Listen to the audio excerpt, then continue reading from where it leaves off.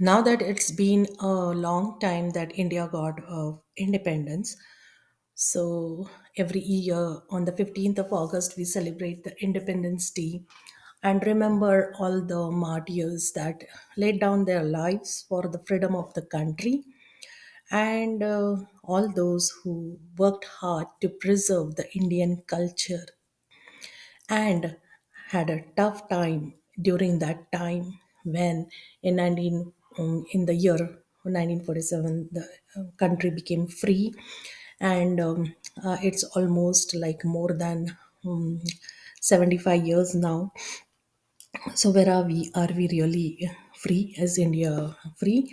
And what led to the division of India into its upper north regions, division into two different countries? We know that the Bengal, it got divided into Bangladesh and on this side Pakistan. So, and how these countries are, everyone knows that India's neighbors. Look at India's neighbors, they say.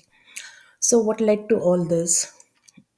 It was all because of envy, jealousy, and competition in a lower self esteem. So, that was the main reason, and nothing else. And of course, illusion. Fighting for the country's land, which does not belong to either parties. It does not belong to anyone. It belongs to anyone who wants to perform, work hard, and do something for the mankind, and more so in the higher perspective, with the higher vision of life and human and the goals, and which is of course about the spiritual progress as a soul. So, in that interest, when anybody works and then claims that the land is his, then it is valid.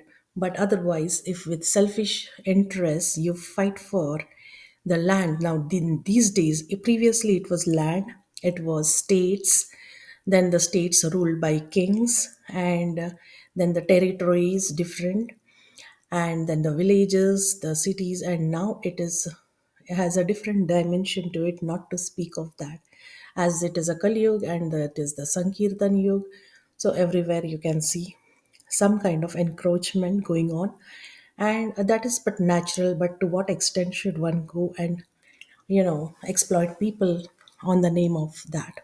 That is individual perspective, but this is there. You must be aware. You can't blindly just go and join anybody and then you say that my goal is fixed for the life and I'm working towards my higher goal of cleansing my heart and doing some spiritual activities which are devotional services, and then pleasing the guru and guru and god and the Vaishnavas.